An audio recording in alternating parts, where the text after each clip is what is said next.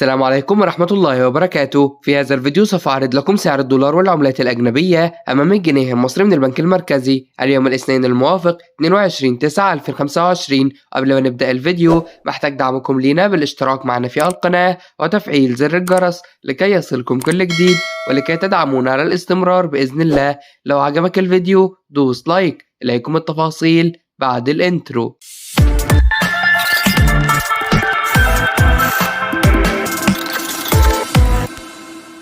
سجل الريال السعودي شراء 12 جنيه و84 قرش وبيع 12 جنيه و88 قرش. سجل الريال القطري شراء 13 جنيه و21 قرش وبيع 13 جنيه و25 قرش. سجل الدرهم الإماراتي شراء 13 جنيه و11 قرش وبيع 13 جنيه و15 قرش. سجل الدينار الأردني شراء 67 جنيه و83 قرش وبيع 68 جنيه و22 قرش. سجل الدينار الكويتي شراء 157 جنيه و96 قرش وبيع 158 جنيه و45 قرش. سجل اليورو شراء 56 جنيه و56 قرش وبيع 56 جنيه و73 قرش. سجل الجنيه الاسترليني شراء 64 جنيه و85 قرش وبيع 65 جنيه و8 قروش. سجل الدولار شراء 48 جنيه و16 قرش وبيع 48 جنيه و30 قرش. في نهاية الفيديو لا تنسونا بالاشتراك معنا في القناة وتفعيل زر الجرس.